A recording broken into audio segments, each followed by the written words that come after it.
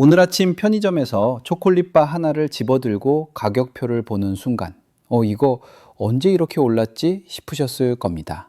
불과 2년 전까지만 해도 1,000원이면 충분했는데 이제는 2,000원을 내밀어도 모자랄 판이죠. 요즘 물가가 다 그렇지 뭐 라고 생각하시나요? 아닙니다. 이번엔 조금 특별합니다. 인류 역사상 가장 달콤하면서도 가장 치명적이었던 원자재 카카오가 다시 본색을 드러내고 있기 때문입니다. 맛의 경제학 지금 시작합니다. 시간을 500년 전으로 돌려보겠습니다. 중앙아메리카 아즈텍 제국의 수도 테노치티틀란. 거대한 피라미드가 하늘을 찌르는 이 도시의 시장에서는 아주 묘한 광경이 펼쳐집니다. 사람들이 갈색 콩 한 줌으로 물건을 사고 팔고 있습니다. 이곳에서 카카오는 단순한 간식이 아니었습니다. 바로 화폐였습니다. 잠시 기록을 보면 카카오 콩 100알이면 건강한 노예 1명을 살 수 있었고 딱 3알이면 신선한 아보카도 1개를 살 수 있었습니다. 심지어 위조 화폐 사건까지 있었습니다. 악질 사기꾼들이 카카오 껍질만 남기고 속을 파낸 다음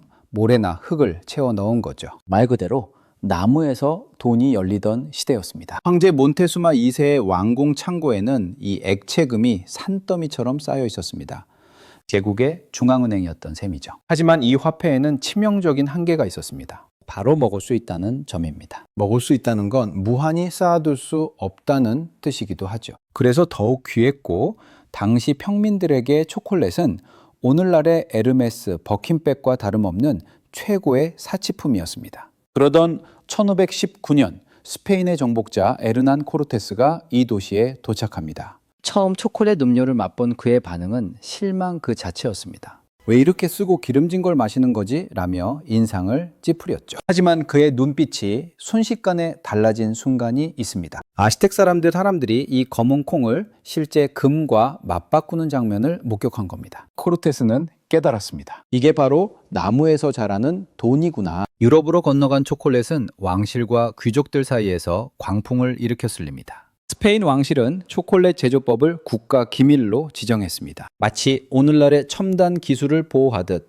100년 넘게 이 비밀을 독점했죠. 당시 유럽에서 초콜릿을 마신다는 건 자신이 최상위 1% 계급임을 증명하는 가장 확실한 선언이었습니다. 전환점은 19세기였습니다. 1828년 네덜란드의 카스파루스 반 하우텐이 카카오에서 기름을 짜내는 기계를 발명합니다. 이른바 더치 프로세스의 탄생입니다. 이 기술 덕분에 물에 잘 녹는 부드러운 코코아 가루가 만들어졌고 곧이어 영국과 스위스의 기술자들이 여기에 우유와 설탕을 섞어 고체로 굳히는 데 성공합니다. 우리가 아는 밀크 초콜릿 바가 탄생한 순간입니다. 왕의 잔에 담겼던 액체 화폐가 공장에서 쏟아지는 대중 간식으로 변신한 거죠. 하지만 이 눈부신 발전주의에는 아주 어둡고 차가운 경제 논리가 숨어 있었습니다. 기업들은 가격을 낮추기 위해 생산지를 아프리카로 옮겼습니다. 현재 전 세계 카카오의 70%는 서아프리카의 코트디부아르와 가나에서 나옵니다. 그런데 여러분, 1,000원짜리 초콜릿 바 하나가 팔리면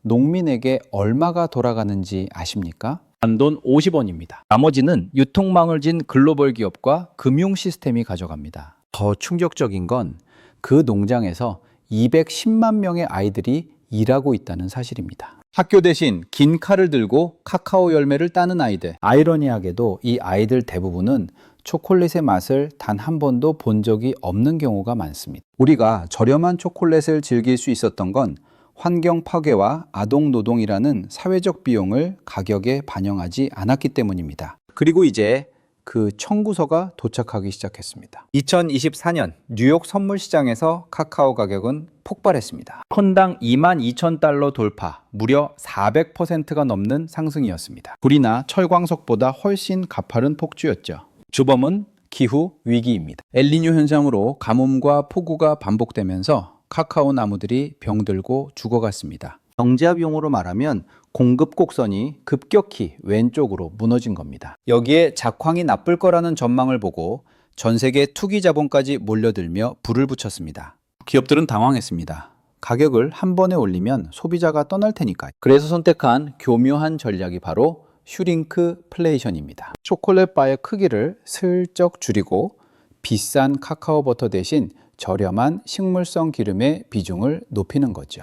요즘 초콜릿을 먹을 때 입안에서 겉도는 느낌이 든다면 그건 기분 탓이 아닙니다. 이미 품질을 조정한 실질적인 가격 인상이 시작된 겁니다. 많은 전문가가 경고합니다. 저렴한 초콜릿의 시대는 끝났다라고 말이죠. 지구가 뜨거워질수록 우리가 누리던 달콤한 것들이 하나둘씩 사치품이 되어가는 현상.